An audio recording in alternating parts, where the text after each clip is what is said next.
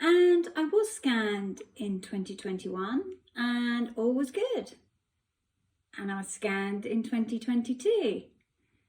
And my wonderful new neurosurgeon, Mr. Grover, says, all's good, Elizabeth. Your aneurysms haven't grown. And because of the risk of radiation to you every time we do a CT angiogram, we'd like you to reduce to scans every 18 months or 2 yearly. How do you feel about that? My gut told me that's not right. I'd only had 2 scans that we knew of where this aneurysm hadn't grown. So, because it had been missed on all the other scans. So I said, Mr. Grover, please can we do one more? And if we do one more CT angiogram and the larger aneurysm, which was calculated at about 4 to 5 millimeters, if that's okay, and that hasn't changed at all, yeah, we'll drop to scans every 18 months or biannually, that's fine. And then I get my request to go for an appointment in London for my scan in March of 2023. And I go up and I have the scan. And then I don't hear anything. So I chase. And I chase a couple of times, only to be told that because of the lack of neuroradiologists, we don't get reports for 8 weeks. I told them then, 8 weeks is not acceptable. I'm someone who's nearly died of a brain hemorrhage. I don't know what's going on in my brain, but you do, and I want to know now. I don't have a date for a follow-up with Mr. Grover at all. Well, I get given a date, but it's the 22nd of May, and my scan's on the 9th of March. So we're talking over 2.5 months from when I have the scan. But I go along and I carry on with my busy, happy life, and I see Mr. Grover. And the mood's different, and I sense the mood's different. And he says, Elizabeth, we think your aneurysm's grown. We think it's got something called a bleb on it, which makes it more unstable. We want to do a angiogram, which will either be through your femoral artery or your brachial artery, and stick a catheter in and inject radioactive dye into your brain so we can see what the situation is. Fine, of course.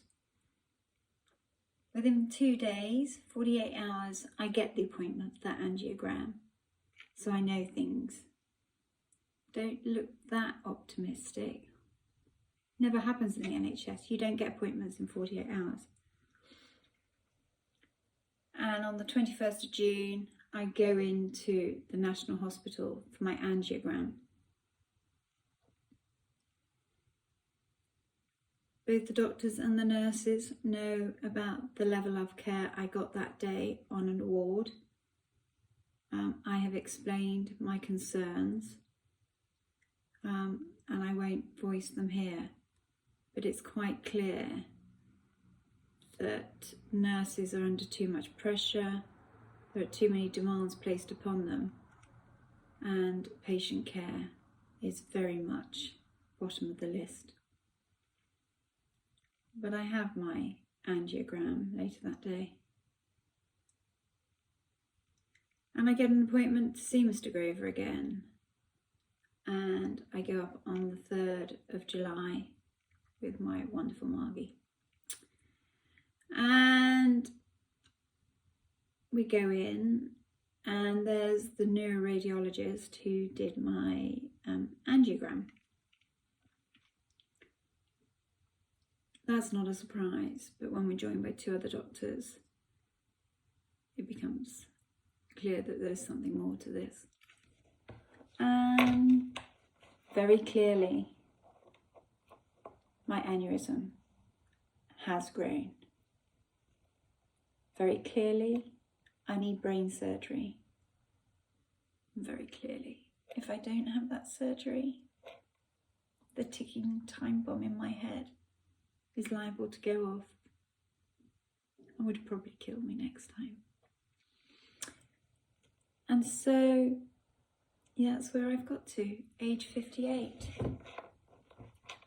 The story that started when I was 33. And I go into hospital on the 8th of August and I'm having a craniotomy. So this last time you'll see my locks for a while probably. Well, I hope I keep most of them, but I am going to lose this. And it's a very risky procedure. It carries with it, and I have the letter, a risk of stroke, a risk of death. How do I deal with that when I've got to the best place in my life? I've lined my ducks up now. I am happier than I've ever been with the people around me who really do care and love me. And I want to live, and I'm gonna live. And I will do everything I can to live. But you know what? Maybe just if I hadn't had a brain hemorrhage in 2011, I wouldn't be facing this now.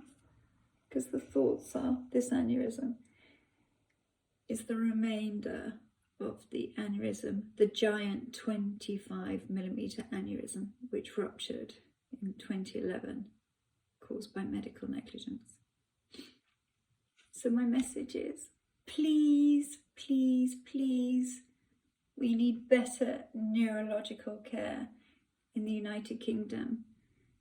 Otherwise, people like me are going to die.